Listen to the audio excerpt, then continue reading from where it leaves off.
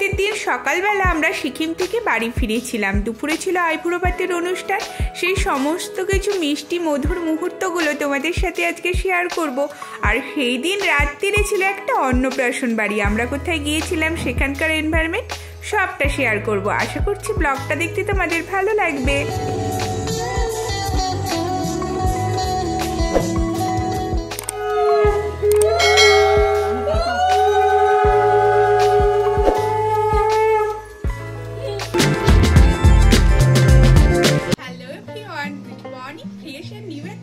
তোমাদের সবাইকে খুব স্বাগত। সিকিম থেকে বাড়ি ফিরবো বলেছিলাম, বাড়ি এসে গেছি আজকে সকালে। আজকের ব্লগটা কিন্তু এখান থেকে স্টার্ট করছি। এখন ঘড়িতে বাজে প্রায় 1টা মতো হবে। আজকে বাড়িতে বলেইছিলাম বিয়ে আছে, আজকে হচ্ছে সেই উপলক্ষে বোনের আইবুড়ো ভাত। তো সবটাই তোমাদের সাথে কিন্তু শেয়ার করবো। আমি একবারে রেডি হয়ে তোমাদের সাথে কথা বলছি। তো পুরো ব্লগটা তোমরা দেখতে থাকো। আশা করছি ব্লগটা দেখতে আজকে তোমাদের বেশ ভালো লাগবে। আইবুড়ো ভাতের শুভ সময় ছিল দুপুর 12:30 থেকে 1:40 পর্যন্ত। বোন 1:25 নাগাদ খেতে বসে পড়েছিল। বড়রা সবাই আশীর্বাদ করছিল আর একটুখানি করে পায়েস খাইয়ে দিচ্ছিল। এইভাবেই কিন্তু আইবুড়ো ভাতের অনুষ্ঠানটা শুরু হলো। ব্লগটা স্টার্ট করলাম, তোমরা দেখতে থাকো।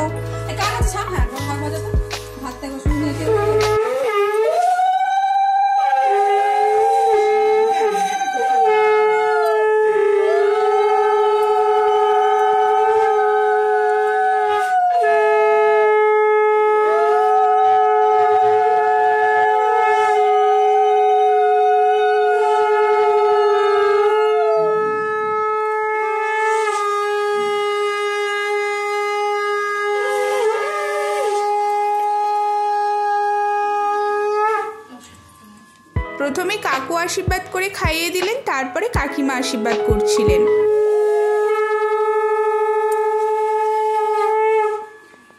কাকিমার হাতে পায়েসটা খাওয়ানোর সাথে সাথে বোন কিন্তু একটু কেঁদেই ফেলেছিল। তারপরে সবাই মিলে বলতে একটু শান্ত হয়ে গেল। এক এক করে সব বড়রাই কিন্তু আশীর্বাদ করে নিচ্ছিলেন এক এক করে, আর সাথে পায়েসও একটু করে খাইয়ে দিচ্ছিলেন।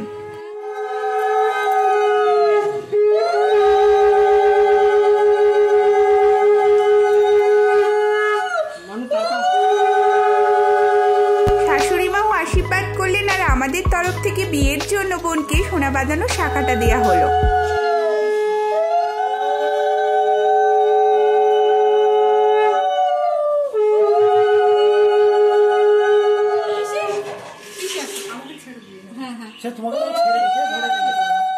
এরপর দাদা ভাই আশীর্বাদ করতে বসেছিল আর আমাকে বলছিল করার কথা। যেহেতু বোনের থেকে ছোট, তাই আমি বললাম আমি ওকে পায়েসটাই শুধু খাইয়ে দিই, আর ওর জন্য রইল অনেক অনেক ভালোবাসা।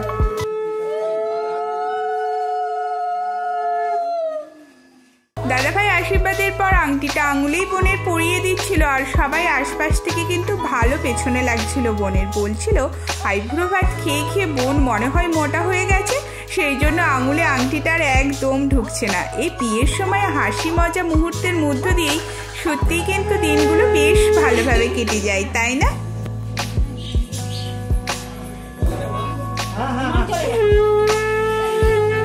এরপর বোনের বন্ধুরা এক এক করে পায়েস খাইয়ে দিচ্ছিল।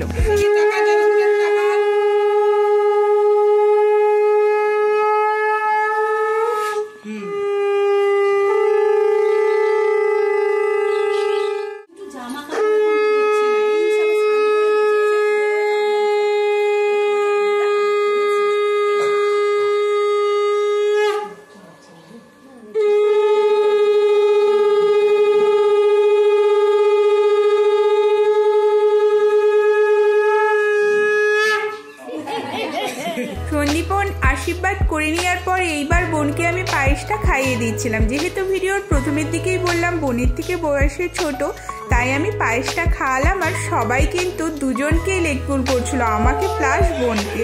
তারপরে আবার যে বড়রা বাকি ছিলেন এক এক করে ওনারা আশীর্বাদ করে নিচ্ছিলেন।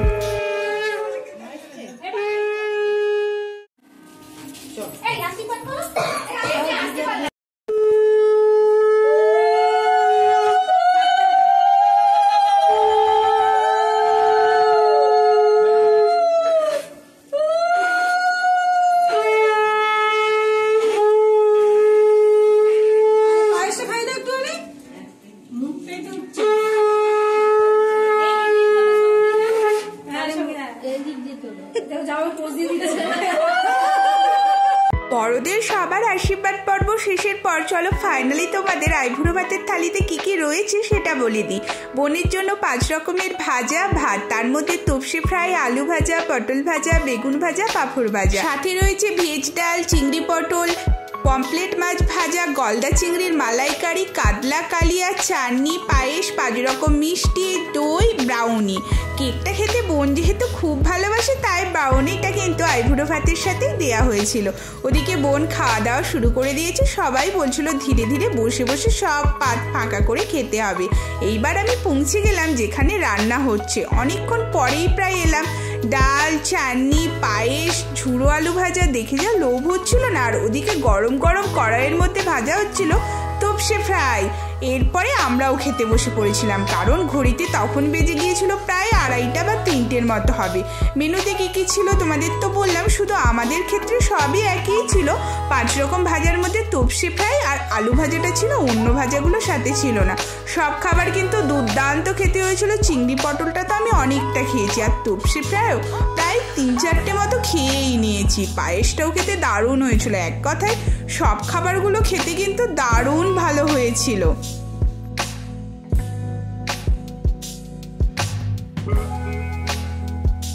এরপরে একবারে তোমাদের সাথে দেখা হচ্ছে সন্ধেবেলা। দুপুরবেলা খাওয়া দাওয়ার পর একটু রেস্ট নিয়ে আবার বেরিয়ে পড়েছিলাম 6টা নাগাদ করে বাড়িতে, ওই অন্নপ্রাশন বাড়ির উদ্দেশ্যে। এটা ছিল বেহালার ফাঁড়িতে। প্রায় অনেকটা রাস্তা জার্নি করেই আমাদেরকে আসতে হয়েছিল।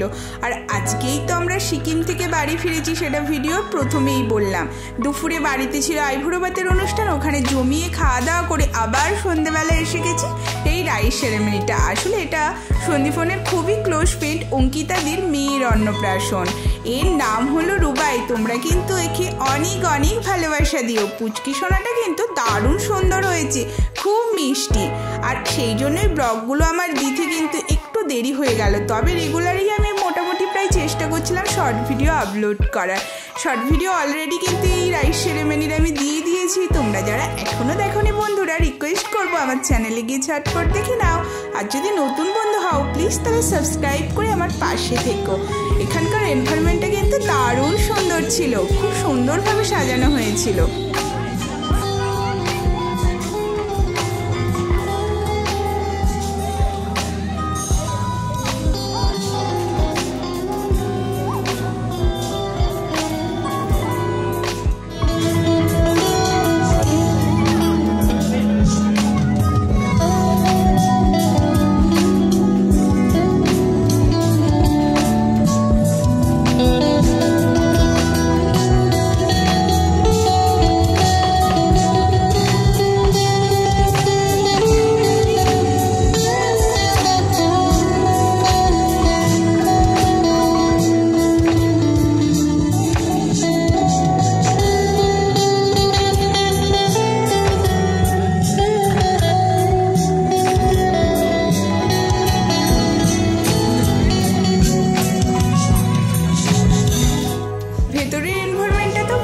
ভালো ছিল, আমার তো বেশ ভালো লাগছিল। তোমাদের কীরকম লাগলো সেটা কমেন্ট করে কিন্তু জানাবে।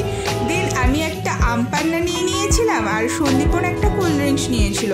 খাওয়া দাওয়ার পর আমরা স্টার্টারের দিকেই প্রায় যাচ্ছিলাম, সেই সময় আবার চোখ পড়লেই ওপরের পিঙ্ক, হোয়াইট, রেড এই কম্বিনেশনের কাপড়গুলো যেভাবে বেলুন দিয়ে সাজিয়েছে না, সত্যি আমার কিন্তু বেশ ভালো লেগেছে। তোমরা কমেন্ট করে কিন্তু জানাবে তোমাদের ব্লগটাও আজকে দেখতে কীরকম লাগলো। এরপরে স্টার্টার খেয়ে শুরু হয়ে গেল আমাদের ফটো সেশনের পালা। এই হলো সেই পুচকিটা রুবাই যার কথা বলছিলাম। তারপরে সন্দীপন আর ওটাও ছিল একটা ফ্রেন্ড সুমিকদা, ওদের ফটো ক্যাপচার করে দিচ্ছিলাম। তারপরে সবাই মিলে এক এক করে আমরা কিন্তু ফটো ক্যাপচার করে নিচ্ছিলাম। এখান থেকে তাড়াতাড়ি করে খাওয়া দাওয়া করে আমরা বেরিয়ে পড়েছিলাম। তোমরা কিন্তু কমেন্ট করে জানাবে ব্লগটা তোমাদের দেখতে আজকে কীরকম লাগলো। আশা করছি ব্লগটা দেখতে তোমাদের ভালোই লেগেছে। যদি ভালো লাগে তাহলে প্লিজ বন্ধুরা লাইক করে দিও, আর নতুন হয়ে থাকলে চ্যানেলে সাবস্ক্রাইব করে দিও। টাটা।